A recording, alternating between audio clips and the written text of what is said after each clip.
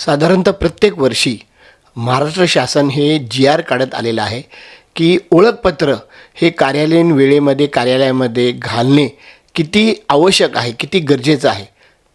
पुणे महानगरपालिकेच्या सामान्य प्रशासनासुद्धा परिपत्रक काढलेले आहे की आय कार्ड हे घालणं जरुरी आहे.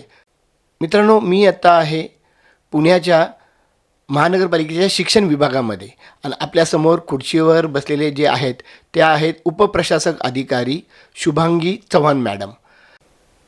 TV10 यांनी जेव्हा मॅडमना विचारलं की आपण आय कार्ड का घातलं नाही आहे, त्यावर त्यांचं काय म्हणणं आहे हे जरूर बघा.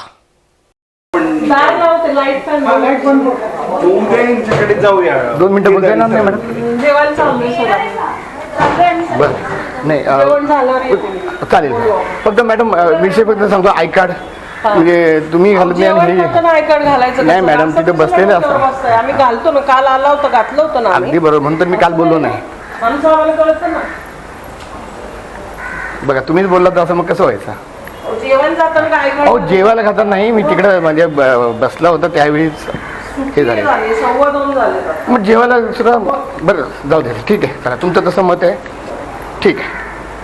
बाहेर जाताना काय आय कार्ड घाललं? हो मॅडम, आवाराच्या बाहेर असतोपर्यंत आय कार्ड घालायचं आहे. बघा हे बघा, तुमच्या मॅडमनंच घातलं आहे बघा. शासनाच्या जी.आर. प्रमाणे ओळखपत्र अधिकारी आणि कर्मचारी यांनी परिधान केले का नाही हे बघण्याची जबाबदारी विभाग प्रमुखाची आहे. पालिका शिक्षण विभागाच्या प्रमुख आहेत वसुंधरा बारवे मॅडम.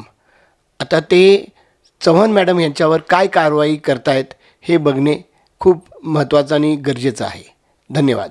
मित्रांनो, या घटनेचा पूर्ण व्हिडिओ बघण्यासाठी खाली दिलेल्या लिंकवर क्लिक करा आणि आमच्या चॅनलला लाईक, शेअर आणि सबस्क्राईब करायला मात्र विसरू नका.